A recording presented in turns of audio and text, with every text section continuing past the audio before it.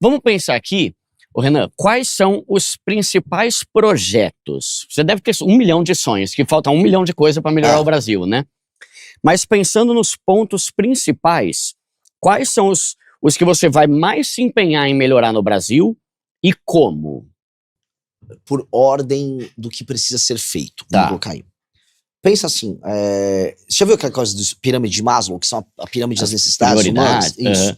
E embaixo é tipo sobrevivência, que é basicamente assim, você não ser devorado por um bicho na pradaria, você não morrer de fome, você cuidar das suas necessidades fisiológicas. Então, o que é o básico? Eu tenho que destruir o crime organizado, porque as pessoas têm medo de andar na rua. Tá, então segurança é o principal. É o básico, sem segurança eu não resolvo nada. Tá. A maior parte das pessoas que vivem em áreas que precisam de ajuda, as pessoas pobres, essas áreas estão tomadas pelo crime. Então o Estado não consegue interferir a contento porque tem um bandido armado ali. Eu preciso destruir o bandido armado. Eu preciso fazer as pessoas pararem de ter medo. Isso ser feito rápido. E você acha que esse, além de ser o mais importante, é o mais difícil? Não. Não? A real não é difícil destruir o crime organizado. É bem mais fácil do que a gente imagina. O problema é que a gente se esforça em perder pro crime organizado. O problema é que a gente não tem leis, a gente montou todo um sistema penal que facilita o cometimento de crime, facilita o bandido ser reincidente, ir pra cadeia e voltar. Na maior parte dos casos ele nem pego facilita o menor entrar pro crime. A gente facilita tudo. E facilita a existência dessas facções. Então nós temos que alterar, do ponto de vista nacional, os marcos legais na legislação penal, lei de execuções penais, e passar o que a gente chama de direito penal do inimigo, que é um instrumento que isola, faz um corte em quem é o que a gente chama de inimigo, que são os membros das facções, que eles dispõem de menos direitos de defesa, e aí o Estado vai pra cima deles, destrói esses caras. Paralelamente, o que nós precisamos? Aí, assim, uma reforma econômica que permita a gente baixar os juros e baixar as alíquotas de impostos no médio prazo. Tá.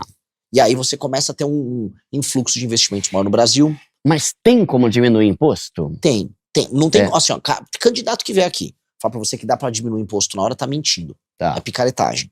Por quê? Porque o Brasil, a relação dívida-PIB, ou seja, o percentual que a dívida nossa tem com relação ao PIB, que é tudo que a gente produz, tá aumentando muito. Então a gente tá indo pra uma escalada de quebra, de calote. Então a situação fiscal, a situação de grana, de gestão de grana do Brasil, tá muito ruim. Então, o que a gente precisa fazer? A gente precisa diminuir os gastos. Quando você diminui os gastos, você consegue suprir as despesas, você contrai menos dívida, você consegue pagar a própria dívida, a curva da dívida diminui.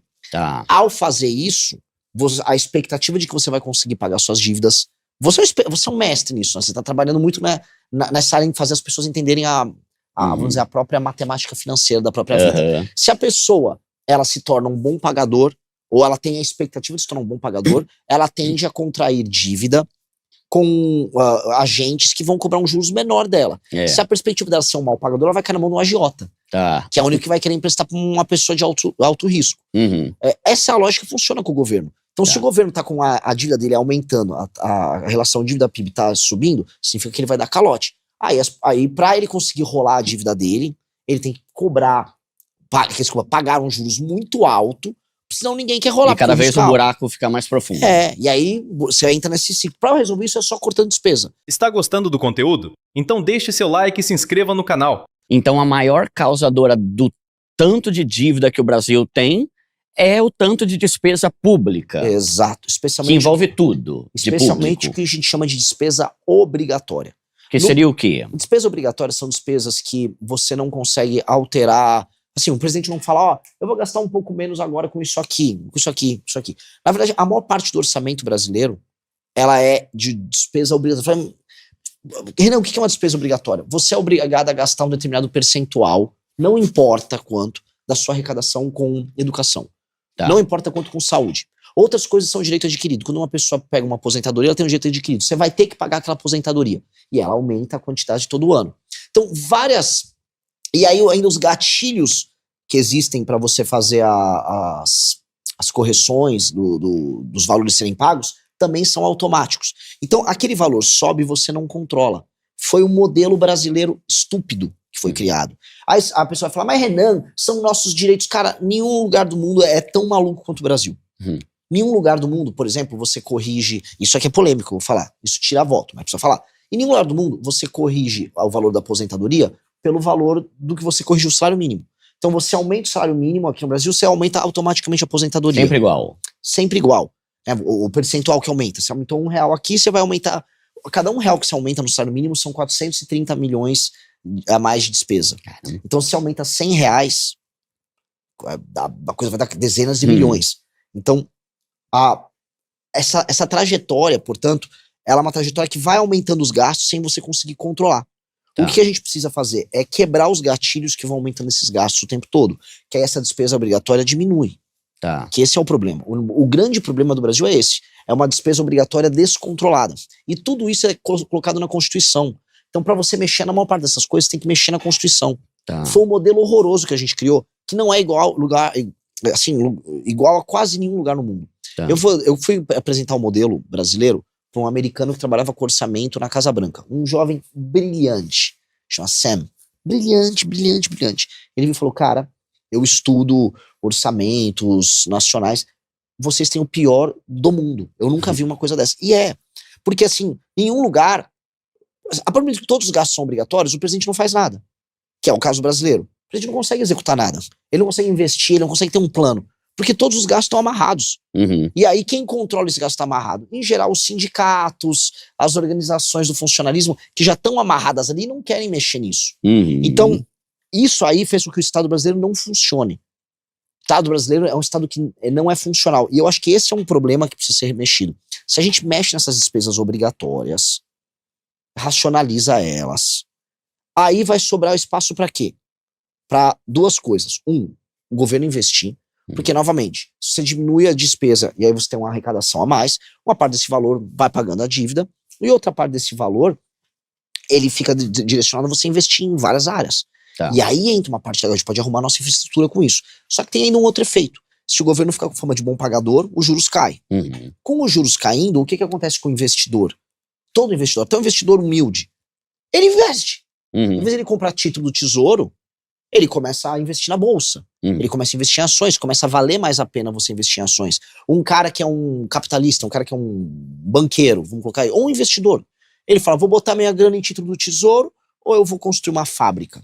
Uhum. Porque os juros mais baixos permitem isso. Sim. E do outro lado, você consegue também fazer uma curva de queda dos impostos, porque se os seus gastos não são tão grandes e você tem uma economia ficando mais quente, você arrecada mais sem a despesa crescer tanto. Logo, você pode abaixar o imposto. Tá. Que é isso que eu quero fazer. Tá. E aí, dentro disso, que a gente ainda tá na Mas questão você da entendeu reforma. o ponto? Assim, não é Entendi. fácil fazer isso. que Eu tô falando. imagino. Sim. Isso aí a gente vai mexer com o interesse de um monte de lobby. E as pessoas vão xingar, vai ficar tudo, não, mas isso aqui não dá pra mexer. Isso não dá, porque aqui no Brasil, infelizmente, isso dá muita raiva, cara. Todo mundo quer ser a exceção. Todo mundo quer uma Tudo exceção. contra, né? Todo mundo quer ser exceção. Tipo assim, não, ó, vai fazer essa regra pra todo mundo, mas pra mim tem que ser diferente. Não, pra mim, mas eu sou diferente. E aí ferra tudo. Só que aí você vai ter que ter aquele monte de gente que vai ser a favor da sua ideia também, né? Que é os 300 e pouco lá, né? Que Precisa convencer o parlamento e a sociedade brasileira, e todo mundo precisa entender que se não fizer isso, o Brasil acaba. Sim. Se não fizer isso, o Brasil acaba. Nós estamos indo para uma rota de colisão que é orçamentária, é moral. Esses dias eu vi um artigo do presidente do Tribunal de Contas da União falando, né? Se o Brasil continuar do jeito que tá, daqui a 5 anos a gente não vai conseguir mais pagar as aposentadorias.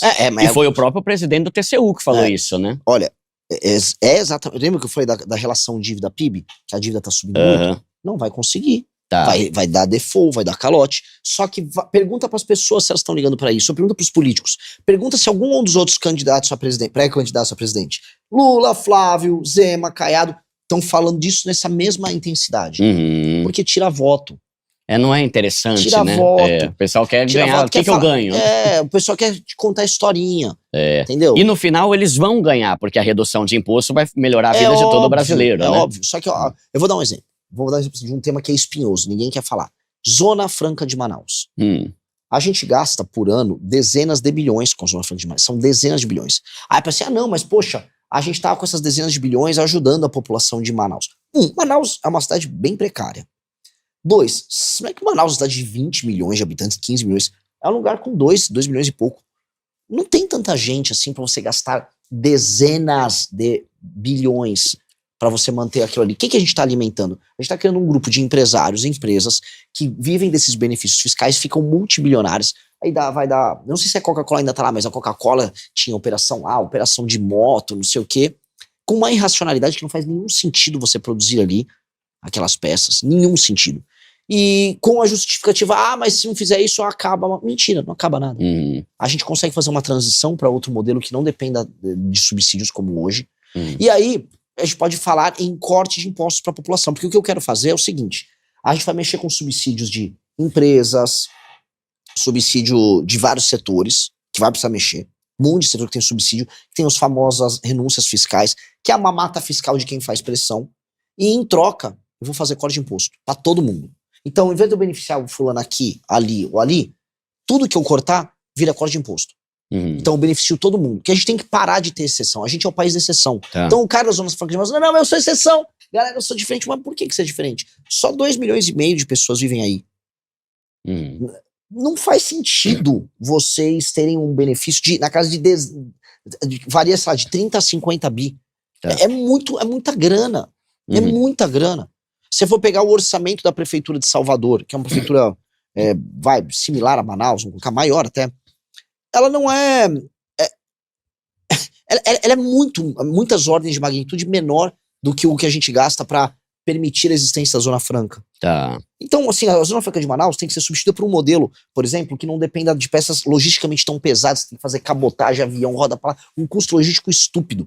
Aquelas peças, se você acaba com a Zona Franca de Manaus, realmente não vai ficar nenhuma daquelas metalúrgicas ou montadoras de produtos, porque aquilo é logisticamente inviável. Só que você ter toda uma cadeia de produção ligada a farmacêuticos, ligada a produtos oriundos do universo da floresta, os serviços que você pode ter ali, você consegue ter uma economia boa, sustentável, que mantenha bons empregos. O que não dá é a gente gastar tanto para ter isso. Aí, dentro desse ponto ainda da economia, na minha percepção, o Bolsonaro, ele tentou diminuir o tanto de gasto público cortando um monte de cargo, e o Lula fez o oposto. Faz sentido isso? O Lula sempre aumenta gasto. Então uma constante dele é aumento de gasto, aumento de contratação. O Bolsonaro, o Paulo Guedes, ele tinha interrompido vamos dizer, aquela curva de contratações, né, os concursos para posições, e acho que isso foi bom. No geral, entretanto, o governo Bolsonaro estourou o teto mais de 11 vezes. Ele estourou o teto e ele basicamente endividou todo o governo no final do mandato dele para poder se reeleger. Então, fiscalmente falando, ele deixou a desejar. Mas você achou que foi ruim? Tudo bem que ele pegou a pandemia também, né? Não, mas economicamente falando, o que ele fez? Ô Renan, aproveitando aqui a pergunta do Duda, era basicamente a mim. O Brasil tá tão bagunçado, né? E a gente, quando fala de economia aqui no Educação Financeira no programa, a gente fala que a pessoa tem que cortar isso, cortar aquilo, se sacrificar. Aí que você falou do Bolsonaro é mais ou menos isso, né? Ele até começou a fazer no final para ganhar voto, ele teve que se render, aí se endividou todo, certo? Então, é difícil, né? Pegar 4 anos e para organizar o Brasil que tá bagunçado. E tem tempo para isso em 4 anos? Eu acho que a gente precisa de ter um remédio amargo que vai ser feito sem pensar na próxima eleição. Porque você não tem certeza se você vai ser reeleito. Tem que fazer o que precisa ser feito. E tem que fazer de uma maneira que quem pegar depois o governo não possa estragar o que foi feito. É que o Brasil muda a cada 4 anos, né? Muda. E o problema, assim... cara, eu só fui entender de vez essa dinâmica rodando as regiões mais pobres do Brasil. Tipo assim, vou pro interior do Maranhão. Quando você vai... Eu vou fazer norte agora também.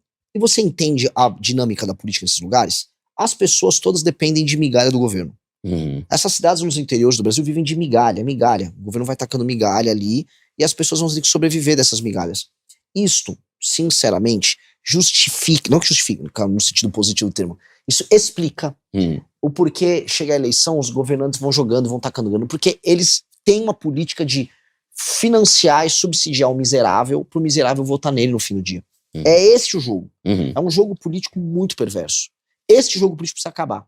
Porque toda a classe política brasileira é sustentada por isso. E quase todos os governantes, eles trabalham pensando apenas nisso. Nessa chuva de subsídio, nessa chuva no fundo de compra de voto que tem. O Bolsonaro fez. O último mandato do Bolsonaro, um ano do mandato do Bolsonaro, foi sobre isso. O Lula tá fazendo agora. Neste ano eleitoral, o Vale Gás, a energia elétrica para todo mundo. Agora, ele vem com tem o pé de meia, vem com o Desenrola 2.0.